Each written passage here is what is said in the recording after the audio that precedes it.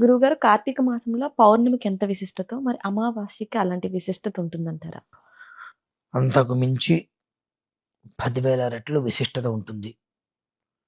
మీ అందరికీ కూడా ఒక దైవకృత రహస్యమైతే చెప్తాను. అది మీరందరూ అనుభవిస్తున్నారని నేను చెప్పను. అనుభవించేవారు చాలామంది ఉన్నారు. ఎన్నో కాల్స్ వస్తున్నాయి వాటి విషయాల్లో. దాని నుంచి ఎలా బయటపడాలనేటువంటి విషయం గురించి ఈ వీడియో మీ అందరికీ ఉపయోగిస్తుందన్న ఉద్దేశంతో వివరిస్తున్నాను. కార్తీక అమావాస్య రోజు నాడు భూత ప్రేత పిశాచ యక్షగణశ చోర వ్యాధి మహాజ్వరహరం అని చెప్పి భూత ప్రేత పిశాచ బద్ధ బ్రహ్మరాక్షస యక్ష యమదూత శాకిని ఢాకిని హాకిని సర్పశు ఆపద తస్కర జ్వరాది ఉపద్రవాలు అనేటువంటివి మొత్తం కూడా ఒక 16 రకాలుగా మనిషిని బాధింప పెడుతూ ఉంటాయి. ఆ మనిషి ఏ స్థితిలో ఉన్నా, ఎలాంటి పరిస్థితులలో ఉన్నా, ఎంత గొప్ప స్థితిలో ఉన్నప్పటికీ కూడా చోర వ్యాధి మహాజ్వరం అనేటువంటివి కొన్ని, అలాగే శత్రుక్షయం అనేటువంటివి కొన్ని ఉంటాయి. అంటే మనకు శత్రువుల నుంచి, మనకు వచ్చేటువంటి బాధల నుంచి మనం బయటపడాలి, శత్రువుల క్షయం పోవాలి. ఇటువంటివి పోవాలి అనన్నా మనకు వచ్చేటువంటి ఆలోచనలు కొన్ని.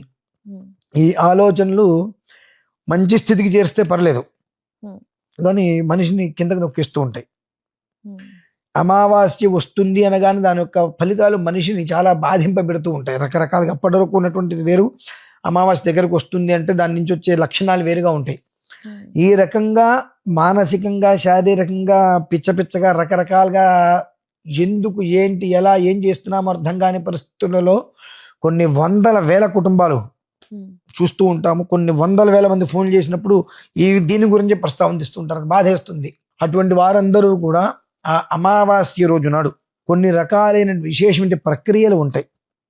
ఆ ప్రక్రియను కనుక పూర్తి చేసుకోగలిగితే శత్రుక్షయం నిర్మలం, శత్రుకృత దుస్తంత్ర దురుపద్రవాలు, మనం ప్రశాంతంగా ఉన్న మన మీద పడి ఏడ్చేవాళ్ళు, లేదా కర్మ ప్రారంధం మనల్ని డామినేట్ చేస్తూ ఉంటుంది. మన ఆలోచన ఒక రకంగా ఉంటుంది, అవసరం ఒక రకంగా ఉంటుంది. మన ఆలోచన కాదు, ఇది ఇలానే ఉండాలి, కానీ అవసరం అనేటువంటిది దానికి ఇక ఇది తప్ప ఇది గొప్ప అనేటువంటి ఆలోచన చేయలేదు. ఆ స్థితికి మనిషిని తీసుకెళ్ళిపోతూ ఉంటుంది. అదే దిగజారచ్చు, పైకి ఎక్కచ్చు, చెప్పలేం. ఆ స్థితికి తీసుకెళ్ళిపోయి మనిషి మెంటల్గా దిగజారిపోతూ ఉంటారు పూర్తిగా. అటువంటి మానసిక ఒత్తిడి ఎవరైతే అనుభవిస్తున్నారో వారందరూ కూడా ఒక రకంగా చెప్పాలంటే నెగిటివ్ అనేటువంటిది ఒక మాట మనం వింటూ ఉంటాం. ఆ నెగిటివ్ ఎనర్జీ అది ఎలా గమనించాలి అని అంటే, ఒకటి అమావాస్య దగ్గరికి వస్తుంది అనుకున్నప్పుడు ఇక్కడ ఈ మధ్యలో ఉంటుంది చూసారండి, ఆ మధ్యలో లాగేస్తూ ఉంటుంది. ఆ ఈ లాగేయటం వల్ల మనం గట్టిగా ఒక ముడి వేస్తే ఎలా ఉంటుంది అంటే, ఈ తలకాయకి ఇలా ఒక దారం కట్టేసుకొని గట్టిగా ముడి పురి తిప్పేస్తుంటే ఇక్కడి నుంచి ఇదంతా లాగేస్తూ ఎలా అయితే ఉంటుందో అలా లాగేస్తున్నట్టుగా ఉంటుంది. మనిషిగా తెలిసిపోతుంది. ఒక అరగంట ఒక ఎలా ఉంటుంది, తర్వాత ఒక 5 నిమిషాలు నార్మల్ అంత మామూలే అన్నట్టు ఉంటుంది, మళ్ళీ ఒక అరగంట తర్వాత మళ్ళీ లాగేస్తున్నట్టుగా ఉంటుంది. అలా రకరకాలుగా మనిషి తనను తాను మర్చిపోతూ ఉంటాడు. ఒక్కొక్క క్షణంలో ఏం జరుగుతుందో అటువంటివన్నీ కూడా ఎక్కువగా అనుభవిస్తుంటారు. ఆ అనుభవించే వారందరికీ కూడా ఈ అమావాస్య లోపు విషయాలు తెలుస్తాయి. ఏదో నన్ను ఇబ్బంది పెడుతుంది, దేని ద్వారానో నేను ఇబ్బంది అనుభవిస్తున్నాను అనేటువంటిది తెలుస్తుంది. అటువంటి వారందరూ కూడా అమావాస్య రోజు నాడు కొన్ని రకాలైనటువంటి వాటికి పరిహారాలు ఉంటాయి. ఒక్కసారి వారి జాతకాన్ని పరిశీలింప చేసుకొని ఆ విధానాన్ని కనుక, అంటే జాతకమే చూడాల్సిన అవసరం లేదు, వాళ్ళకి అర్థమవుతుంది. నించుంటారు కదా మామూలుగా, తనకు తెలియకుండా కాళ్ళు వణికిపోతూ ఉంటాయి. మనిషిలా కూర్చుంటే చెమట పట్టదు కానీ ఒళ్ళంతా తడిచిపోయినట్టుగా అనిపిస్తూ ఉంటుంది మనకే. మన గుండె చెప్పి డబ్ డబ్ డబ్ డబ్ మనకి సడన్గా 1-2 నిమిషాలు వినిపిస్తుంది, మళ్ళీ ఆగిపోతూ ఉంటుంది. ఇటువంటివి మనిషిని ఉద్రేకపరుస్తూ, ఇబ్బంది పరుస్తూ, ఒక రకమైన భయం ఏమవుతుందో అనేటువంటి స్థితికి తీసుకెళ్ళేటువంటి స్థితిగా మనం మొత్తం కూడా ఈ అమావాస్యలోపు చాలా మందికి తెలుస్తుంది.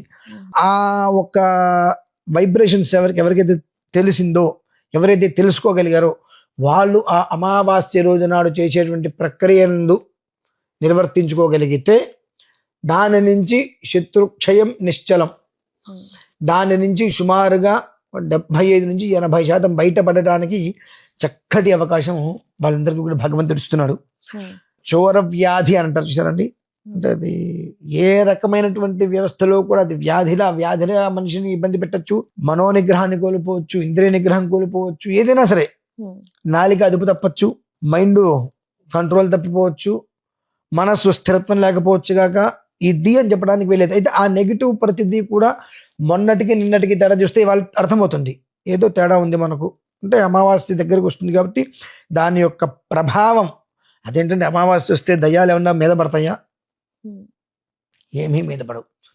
అమావాస్య సమయంలో చాలామంది మంత్ర ప్రయోగాలు తంత్ర ప్రయోగాలు చేసేటువంటి వాళ్ళు శక్తులు రావాలన్న ఉద్దేశంతో కొన్ని క్షుద్ర ప్రయోగాలు ఎక్కువగా శ్మశానంలోను శ్మశానం బయట అక్కడ ఇక్కడ ఇవి ఇష్టం వచ్చేట్టు చేస్తూ ఉంటారు.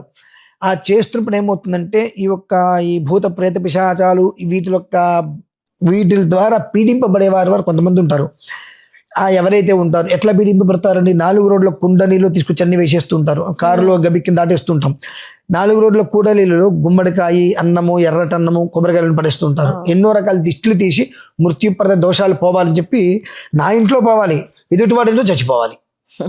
నా ఇంట్లో మృత్యుప్రద దోషం పోవాలి కానీ ఎదుటివాడు మాత్రం చచ్చిపోవాలి. అదేంటండి అంటే అవి తీసుకొచ్చి రోడ్డు మీద పడేస్తే అదే జరిగేది. మరి ఎంతోమంది ఎన్ని ఇబ్బందులు పడతారు, తద్వారా ఎంతో మంది నెగిటివ్తో ఆ ఇబ్బందులు అనుభవిస్తుంటారంటే వారందరికీ కూడా ఈ అమావాస్య అందులోంచి బయటకి పడడానికి సరియగు సమయం అండి. దాన్ని జాగ్రత్తగా కనుక వాళ్ళు ఉపయోగించుకోగలిగితే చక్కటి జీవితం ఏర్పడుతుంది వాళ్ళకి. ఏం చేయాలంటారు అమావాస్య రోజు?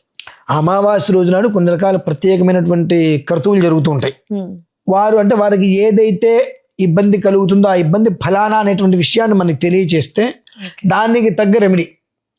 అక్కడ ఏంటంటే జ్వరం వస్తే ఒకటే టాబ్లెట్, ఇప్పుడు కేవలం ఈ ముఖం ఒకటే, నోటికి ఒక రకమైన టాబ్లెట్, ఆ పళ్ళకు ఒక రకమైన టాబ్లెట్, నాలికి ఒక రకమైన టాబ్లెట్, కొండనాలకు ఒక రకమైన టాబ్లెట్, దంతాలకు ఒక రకమైనది, ముక్కుకు ఒక రకమైనది, కంటికి ఒక రకమైనది, ఇట్లా మొహం మీద పథకాలు ఏవైతే ఉన్నాయో అలానే ఆ మనిషి తనకు వచ్చినటువంటి ఇబ్బంది చెప్పినప్పుడు అంటే ఈ రకమైన సమస్య అతను ఎదుర్కొంటాడంటే ఓకే దీనికి ఏ ప్రయోగంతో అతను బయటపడేయాలనేటువంటిది అందులో చెప్పబడి ఉంటుంది. కాబట్టి దాన్ని అనుసరించి ఆ ప్రక్రియలో అతను కనుక వ్యవస్థ చేసుకోగలిగితే బయటపడతారమ్మా. అంత గొప్పది అమావాస్య.